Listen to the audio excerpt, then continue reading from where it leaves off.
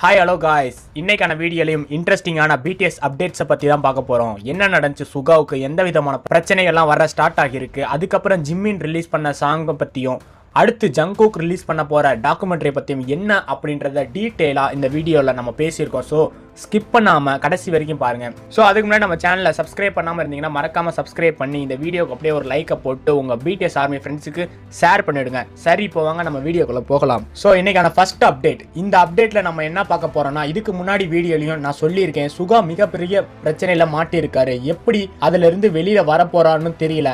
இனிமே சுகா பிடிஎஸ்ல கண்டினியூ பண்ணுவாரா பண்ண மாட்டாரா அப்படின்ற மாதிரி நிறைய டாக்ஸ் எல்லாமே போய்கிட்டு இருக்குன்னு சொன்னேன். அதோட கண்டினியூ வீடியோ தான் இப்போ இந்த அப்டேட்ல நான் உங்ககிட்ட சொல்ல போறேன். நம்ம பிடிஎஸ் பாய்ஸ் ஏதாச்சும் சின்னதா ஒரு விஷயம் பண்ணாலே அதை பெருசா மலை மாதிரி காட்டுறதுக்கு இங்க நிறைய எனிமீஸ் இருக்காங்கன்னே சொல்லலாம். ஆனா இப்போ சுகா மாட்டியிருக்க ஒரு விஷயம் பாத்தீங்கன்னா கொஞ்சம் டிஃபிகல்ட்டான ஒண்ணு அப்படிதான் சொல்லணும். ஏன்னா அது சுகா தான் அப்படின்னு கன்ஃபார்ம் ஆனதால தான் இப்போ இது இவ்வளவு பெரிய பிரச்சனையா போய்கிட்டு இருக்குதுன்னே சொல்லலாம். கரெக்டா ஆகஸ்ட் 6 அன்னைக்கு தான் இந்த இன்சிடென்ட் நடக்குது.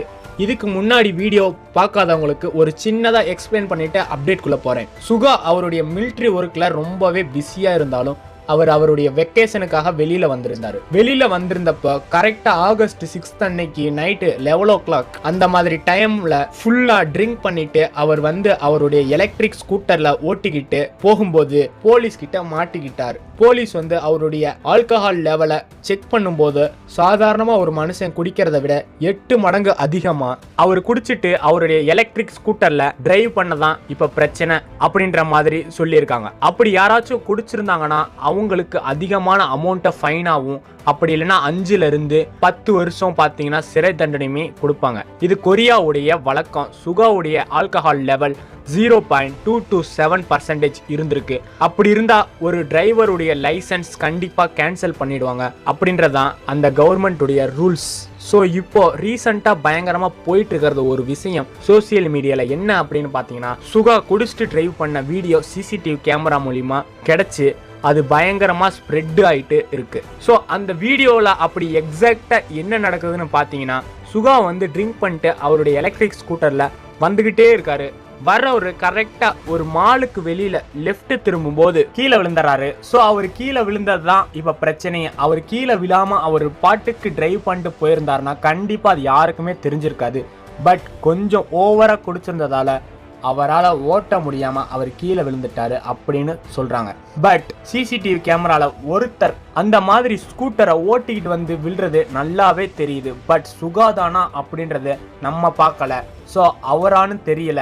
அங்க இருக்கிறவங்க அது சுகாதான் சொன்னதால பிக்கிட்டும் இது வரைக்கும் அதை பத்தி எதுவும் பேசாததுனால அது சுகாவா தான் இருப்பாரு அப்படின்றது தான் கன்ஃபார்மான ஒரு விஷயமாவே இருக்கு. ஸோ அவர் கீழே விழுந்ததுக்கு அப்புறமா தான் அங்க போலீஸ் வந்திருக்காங்க.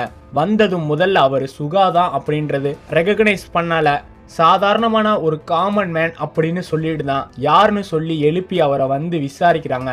விசாரிச்சதுக்கு அப்புறமா தான் அவரை முழுசா பார்க்கும்போது தான் தெரியுது இவர் ஃபேமஸ் பர்சன், பிடிஎஸ்ல இருக்கக்கூடிய ஒரு வேர்ல்டு ஃபேமஸ் பர்சன் அப்படின்னு தெரிய வருது. அதுக்கப்புறமா அவங்க இந்த விஷயத்த நேரா போலீஸ் ஸ்டேஷன் போய் தான் பார்த்துருக்காங்க.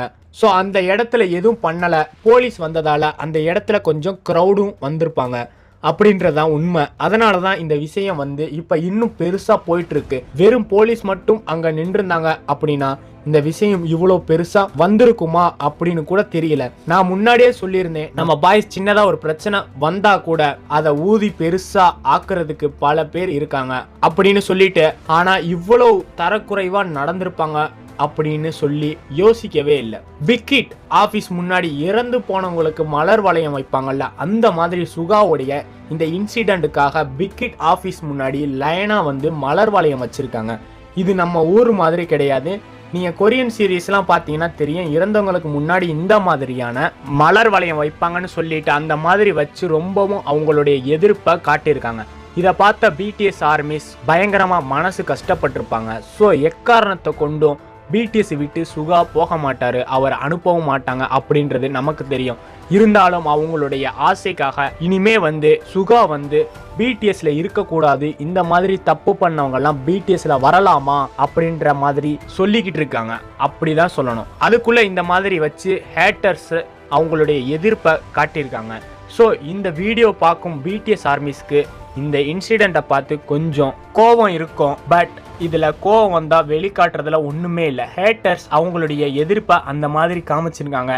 இந்த அளவுக்கு அவங்களுடைய ஹேட் பண்ணுற ஒரு விஷயமே இல்லை. அவர் தப்பு பண்ணியிருந்தார்னா ஓகே, அதுக்கான தண்டனையே அவர் அனுபவிப்பார் அப்படின்னு விட்டுட்டு போயிருக்கலாம். பட் ஸோ இப்போ சுகா தப்பே பண்ணியிருந்தாலும் அவருக்கு என்ன தண்டனை அப்படின்னு கேட்டிங்கன்னா அதை இப்போ எதையுமே டிசைட் பண்ண மாட்டாங்க அப்படின்ற மாதிரி சொல்லியிருக்காங்க.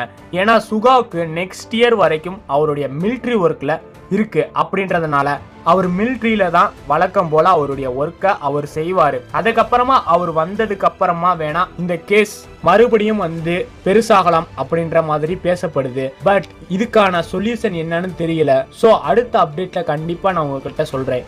கொரியன் மீடியாலையும் பார்த்தீங்கன்னா இந்த இன்சிடெண்ட்டை பற்றி அந்த மாதிரி எதுவும் சொல்லலை. பட் அவங்களுமே இந்த நியூஸ் எல்லாத்தையுமே கவர் பண்ணியிருக்காங்க. கிடைச்ச சிசிடிவி ஃபோட்டேஜெல்லாம் வச்சு அவங்களுமே அவங்களுடைய மீடியா அவுட்லெட்டில் அந்த மாதிரி செய்திகள் எல்லாமே கொடுத்துருக்காங்களே தவிர அவருக்கு எந்த மாதிரி தண்டனைகள் கிடைக்கும் அப்படின்றத அப்டேட் ஆக நான் உங்களுக்கு அடுத்தடுத்த அப்டேட்டில் கரெக்டாக கொடுத்துறேன். ஸோ வெயிட் பண்ணி பார்க்கலாம் இந்த விஷயம் இதுக்கப்புறமா எந்த மாதிரி போகுதுன்னு.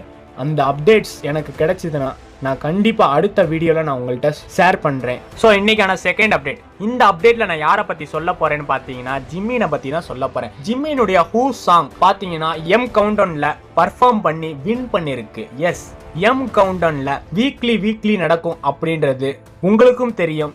2 சாங்ஸ் மோத விட்டு எதுக்கு அதிகமாக ஓட்டு வருதோ அந்த சாங் வந்து வின் பண்ணும். ஸோ அப்படி எம் கவுண்டவுன்ல ஆகஸ்ட் 15 அன்னைக்கு பார்த்தீங்கன்னா ஜிம்மினுடைய ஹூ சாங் வந்து வின் பண்ணியிருக்கு. அதனால ஜிம்மினுக்கு ஒரு கங்க்ராச்சுலேஷனை எல்லாருமே சொல்லிடுங்க கமெண்ட் பாக்ஸில். ஸோ இன்னைக்கான தேர்ட் அப்டேட். இந்த அப்டேட்டில் அதை விடவும் பயங்கரமான ஒரு விஷயம். ரொம்ப நாளாக பிடிஎஸ் பாய்ஸில் ஆர்மி மிஸ் பண்ணுறாங்களே, எப்படா திரும்பி அவங்கெல்லாம் பார்ப்போம் அப்படின்னு சொல்லிட்டு ஸோ ஆர்மிஸ் எல்லாரும் வெயிட் பண்ணிட்டு இருக்கும்போது பிக் ஹிட் அதுக்கு மிகப்பெரிய ஆப்பர்ச்சுனிட்டியை கொடுத்துருக்காங்க அப்படிதான் சொல்லணும். ஸோ இது யார் மூலியமா நடக்குது, எப்போ நடக்குது அப்படின்றத இந்த அப்டேட்ல பார்க்கலாம்.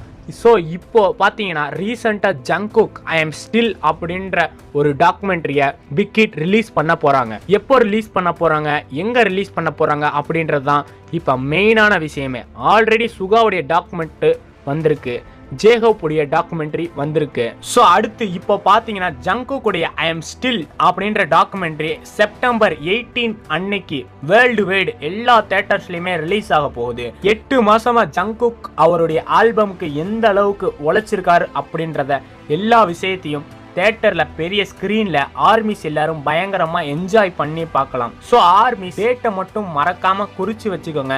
செப்டம்பர் 18 வேர்ல்டு வைடு எல்லா தியேட்டர்களையும் ரிலீஸ் ஆக போகுது.